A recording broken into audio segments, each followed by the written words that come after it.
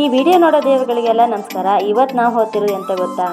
ಎಲ್ಲಿ ಅಂದರೆ ಅಣಬೆ ಹುಡ್ಕಕ್ಕೆ ಮಾರ. ಎಂತಕ್ಕೂ ನಮ್ಮಲ್ಲಿ ಒಂದು 4 ಕೋಳಿ ಇದ್ದಾವೆ. ಆ ಕೋಳಿ ಹಿಡಿಕಂತ ನರಿ ಬಂದಿತ್ತು. ಹಾಗೇ ಅವತ್ತು ನರಿ ಬಂತಲ್ಲ ಅಂತ ನರಿ ಬಿಡ್ಸಕ್ಕಂತ ಹೋದೆ. ಹಾಗೆ ನೋಡ್ತೀನಿ ಹುತ್ತದಲ್ಲಿ ಅಡವಿ ಎದ್ದೋ ಮರ. ಎದ್ದಿದೆ ನೋಡ್ಲಕಂಡ್ರೆ ಎದ್ದು 1 kg ಆಗೋಷ್ಟು ಹಾಳಾಗ್ಯಾವ ಮರ. ಹೊಟ್ಟೆ ಉರ್ದು ನೋಡಿ ಬೇಡ ಅಲ್ಲ, ಹಂಗಾರೆ ಕಣ್ಣಿಗಾರು ಕಾಣಬಾರ್ದ ನೋಡಿ ಎಷ್ಟಿಷ್ಟು ದೊಡ್ಡ ಅಳವಿ ಅಂತ. ಇದಕ್ಕೆ ಚುಳ್ಳಳ್ವಿ ಅಂತಾರೆ, ಎಣ್ಣೆ ಅಳವಿ ಅಂತಾರೆ.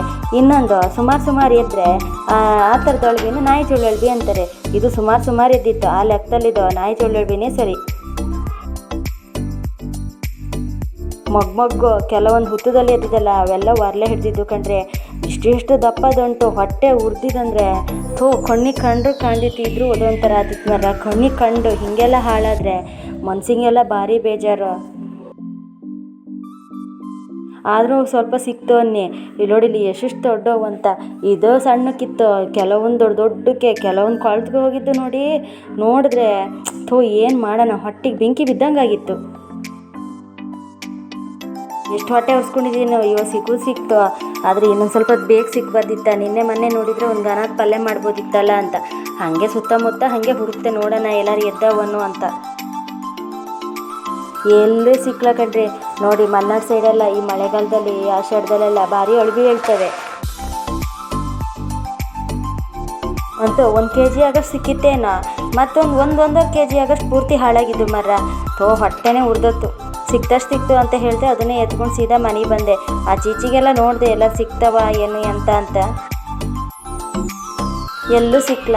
ಇದಕ್ಕೆ ನೋಡಿ ಗೊಬ್ಬರ ಹಾಕ್ಲ ಏನು ಹಾಕ್ಲ. ಪ್ರಕೃತಿ ನಮಗೆ ಕೊಡೋದು 1-2 ಅಲ್ಲ. ಆದರೆ ನಾವು ಪ್ರಕೃತಿಗೆ ಏನು ಕೊಡ್ತೀವಿ ಅಂದರೆ ಎಂಥದೂ ಇಲ್ಲ. ಅಳವಿ ಒಂದೊಂದಂತೂ ನೋಡ್ದಂಗೂ ಬೇಜಾರಾಗೋದು. ಅದಕ್ಕೆ ಮುಟ್ಟಿದ್ನೇ ಮತ್ತೆ ತೋರಿಸ್ತಾ ಇದ್ದೆ. ಕೆಲವೊಂದು ಕಡೆ ಎಲ್ಲ ಭಾರಿ ಹಾಳಾಗಿದ್ದಲ್ಲ, ಮನ್ಸಿಗೆ ಭಾರಿ ಬೇಜಾರು.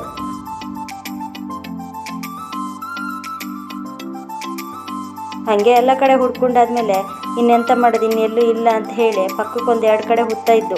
ಅವೆಲ್ಲ ಹುತ್ತ ಎಲ್ಲ ರದವನು, ಅದರಲ್ಲೆಲ್ಲ ರದವನು ಅಂತ ಹೇಳಿ ಹುಡ್ಕೊಂತ ಹೋದೆ. ಇಲ್ಲ ಅಲ್ಲೂ ಎಲ್ಲೂ ಸಿಕ್ಲ. ಇಲ್ಲಿ ನೋಡಿ ಇವೆ ಹುತ್ತದಲ್ಲೆಲ್ಲ ಹೇಳ್ತವೆ. ಇದು ನಾಯಿ ಚುಳ್ಳಳ್ವಿ ನೆಲದಲ್ಲೆಲ್ಲೂ ಜಾಸ್ತಿ. ಇದೇನೋ ಹುತ್ತದಲ್ಲಿ ಒಳ್ಳೆ ಸೊಂಪಾಗಿತ್ತಲ್ಲ ಅಂತ ಎದ್ದಿತ್ತೇನೋ. ಈ ಹುತ್ತದಲ್ಲೂ ಎಲ್ಲ ನೋಡಿದೆ ಎಂತ ಇಲ್ಲ ರೀ. ಅದೇ ಈ ರೀತಿ ಮೊಟ್ಟೆ ಅದಾವಲ್ಲ, ಸ್ವಲ್ಪ ನರಿ ಎಲ್ಲ ಜಾಸ್ತಿ ಮರ. ಎಂತಕ್ಕೋ ನಮ್ಮಲ್ಲಿ ಒಂದು 10-15 ಕೋಳಿ ನರಿ ಇದ್ದು. ಕೋಳಿ ಇರಕ್ಕೂ ಈ ನರಿ ಬಿಡ್ಬೇಕಲ್ಲ. ಈ ಮೊಟ್ಟೆಲೆಲ್ಲ ಬಂದು ಸೇರಿಕೊಂಡ್ರೆ ಒಂಚೂರು ಕಾಣಲ್ಲ. ಕೋಳಿ ಸಾಕ್ಲೇಬೇಕಂತಲ್ಲ, ಬೇಡ ಅಂತ ಬಿಟ್ಟೊಡಿತಿದ್ದೆ. ಎಂತಕ್ಕೋ ಒಂದು 4 ಅಕ್ಕಿ ಕಾಳು ಅನ್ನದ ಕಾಳು ಎಲ್ಲ ಈ ಗಂಜಿ ಪಂಜಿ ತೊಳೆದವೆಲ್ಲ ಹಿಂದ್ಗಡೆ ಮುಂದ್ಗಡೆ ಮೊಸರೆಲ್ಲ ಬಿದ್ದಿರ್ತದಲ್ಲ, ಅವನಾರು ಹೆರ್ಕಿ ತಿನ್ನಲಿ ಅಂತ. ಮತ್ತೆ ಅಂತದ ನಮ್ಮ ಹಳ್ಳಿ ಕಡೆ ಎಂತ ಉಂಟು, ಕೋಳಿ ನಾಯಿ ನರಿ ಇವನೇ ಸಾಕೋದು. ಜೊತೆಲಿ ನರಿನೂ ಸಾಕ್ಬೇಕಾಗ್ತದನ್ನಿ. ಎಂತ ಕೋಳಿ ಒಂಚು ಬೈಲ್ ಹೊಲ್ಡಂಗಿಲ್ಲ ನೋಡಿ. ಆಚೆ ಈಚೆ ಬಂದಾತು ಗನ ಹೆರಟೆ ಹುಂಜ ಮರ ಹೊತ್ಕೊಂಡು ನೋಡ್ದಾಗೆ ಹೊತ್ತು. ಹೀಗೆ ನಾನು ನನ್ನ ಮಗಳು ಹೇಳ್ದೆ, ಇಲ್ಲ ಮರಿತಿ ಎಲ್ಲ ಕಡೆ ಹುಡುಕ್ತೆ ಇನ್ನೆಂತ ಸಿಕ್ಕುದಿಲ್ಲ, ನಡಿ ಹಂಗಾರೆ ಮನೆಗೆ. ಮೊದಲೇ ಬೇರೆ ಶಾಲೆ ಬೇರೆ ಟೈಮ್ ಆಯ್ತು.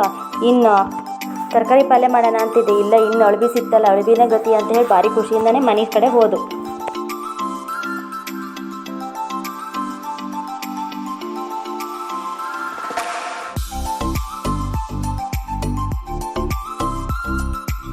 ಹಾಗೆ ಮತ್ತೊಂದ್ಸಲ ನಾವು ಹುಟ್ಟದ ಕಡೆ ಹೋಗಿ ಹಾಗೆ ಕಣ್ಣಾಡ್ಸ್ಕೊಂಡು ಇನ್ನು ಮನೆ ಕಡೆ ಹೋಗೋದು ಅಂತ ಮನೆ ಕಡೆ ಹೊರಟೆ. ಪಲ್ಯ ಬೇಕಿತ್ತಲ್ಲ,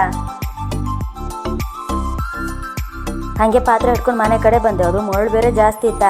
ಹಂಗಾರೆ ಪಲ್ಯ ಮಾಡೋಣ, ಸಾರ ಮಾಡಿದ್ರೆ ರೊಟ್ಟಿಗೂ ಸರಿ ಆಗ್ತದೆ ಅಂತ ಯೋಚನೆ ಮಾಡಿದೆ. ಅಷ್ಟೊತ್ತಿಗೆ ನಮ್ಮನೆ ಚಿನ್ನ ಹೇಳ್ತು, ಇಲ್ಲ ಅಮ್ಮ ನಂಗೆ ಒಂಚೂರು ಎಣ್ಣೆ ಹಾಕಿ ಹುರ್ಕೊಡು ಅಂತು. ಅಳವಿ ಎಲ್ಲ ನೋಡಿ ಇಷ್ಟಿಷ್ಟೇ ದೊಡ್ಡವು. ಇದಕ್ಕೂ ದೊಡ್ಡವೆಲ್ಲ ಹಾಳಾಗಿದ್ದು ಕಂಡ್ರೆ. ಇನ್ನೆಂತ ಮಾಡೋದು ಅಂತ ಹೇಳಿದ್ದು ನೀಟಾಗಿ ಚೆನ್ನಾಗಿ ತೊಳ್ಕೊಬೇಕು. ಮರಳಿತ್ತಲ್ಲ ಒಂದು 7-8 ಸರಿ ತೊಳ್ಕೊಬೇಕು.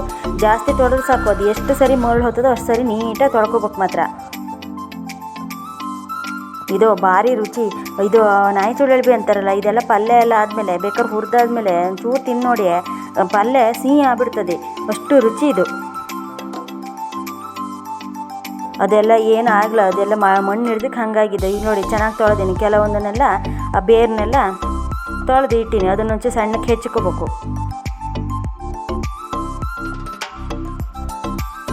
ಬೇರಲ್ಲೂ ಎಲ್ಲ ಮಣ್ಣೆಲ್ಲ ಇರ್ತದೆ, ಅದನ್ನು ಒಂದು 5-6 ಸರಿ ತೊಳ್ಕೊಬೇಕು. ಇದನ್ನು ಚೆನ್ನಾಗಿ ತೊಳ್ಕೊಬೇಕು.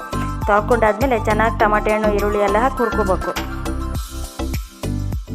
ಬೇರೆ ಬೆಳಿಗ್ಗೆ ಮುಂಚೆ ಸಿಕ್ಕಿದಲ್ಲ, ಶಾಲೆಗೆಲ್ಲ ಲೇಟಾಗಿ ಹೋಗ್ತಾರೆ, ಹಾಗಾಗಿ ಬಾಣಲಿಗೆ ಎಣ್ಣೆ ಹಾಕಿದೆಲ್ಲ ತೋರ್ಸೋಕ್ಕಾಗಲ್ಲ.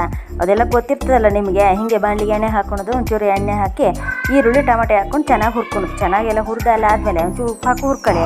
ಚೆನ್ನಾಗಿ ಹುರಿದಾದ್ಮೇಲೆ ಒಳಬಿ ಎಲ್ಲ ತೊಳೆದಿರ್ತೀವಲ್ಲ ಅದನ್ನು ಒಂದು ಸುಮಾರು ಸರಿ ತೊಳ್ಕೊಬೇಕು. ಚೆನ್ನಾಗಿ ತೊಳ್ಕೊಂಡಲ್ಲ ಆದಮೇಲೆ ಪಲ್ಯಕ್ಕೆ ಹಾಕಿ.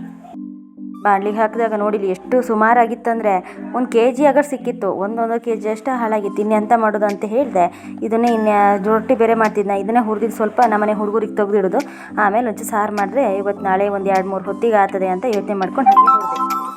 ಅದು ಬೆಳಗ್ಗೆ ಮುಂಚೆ ಎಲ್ಲ ಹಿಂಗಿದೆಲ್ಲ ಒಳಬಿ ಪಳಬಿ ಹುಡ್ಕೋಕೆ ಹೋದರೆ ಎಂತ ಮಾಡೋದು, ಕೆಲಸನೂ ಆಗಲ್ಲ ಎಂತಿಲ್ರಿ. ಹಂಗಂತ ಬಿಡುಕತ್ತದಂತ ಮಾಡಿದ್ರೆ ಒಳಬಿ ಎಲ್ಲ ಕಣ್ಣ ಮೇಲಂತೂ ಮನೇಲಿ ಇರೋಕ್ಕೆ ಮನಸ್ಸಿಲ್ಲ ಅಂತೀನಿ. ಎಷ್ಟೊತ್ತಿಗೆ ಹೋಗೋಣ ಎಷ್ಟೊತ್ತಿಗೆ ಇದು ಮಾಡೋಣ ಅಂತ. ಚೆನ್ನಾಗಿ ಹುರಿದೆಲ್ಲ ಆದಮೇಲೆ ಇದಕ್ಕೆ ಎಂತ ಹಾಕೋದಲ್ರಿ, ಚಿಕನ್ ಸಾರಿಗೆಲ್ಲ ಮಸಾಲೆ ಹಾಕ್ತಿರಲ್ಲ ಹಾಗೆ ಕಾಯಿ ಕಡಿದು ಇದು ಮಾಡೋದು. ಅವನ್ನೆಲ್ಲ ತೋರ್ಸೋಕ್ಕಾಗಲ್ಲ, ಅದು ಬೇರೆ ಲೇಟಾಗಿ ಹೋಗಿತ್ತ ಬಾಲಿಗೆ, ಹಾಗಾಗಿ ತೋರ್ಸೋಕ್ಕಲ್ಲ. ರೊಟ್ಟಿ ಮಾಡಿದ್ದೆ, ರೊಟ್ಟಿ ಜೊತೆ ಊಟ ಮಾಡೋದು ಒಂದೇ. ಇನ್ನೇನು ರೊಟ್ಟಿ ಜೊತೆ ಮಾಡೋದು, ನಿಮ್ಮನ್ನೆಲ್ಲ ಕಟ್ಟಾಕೋದು, ನಾನು ಬಿಡೋದು ಅಷ್ಟೇ.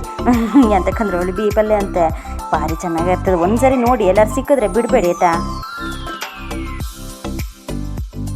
ಇನ್ನೊಂದು ವಿಡಿಯೋದಲ್ಲಿ ಸಿಗ್ತೀನಿ ಆಯ್ತಾ.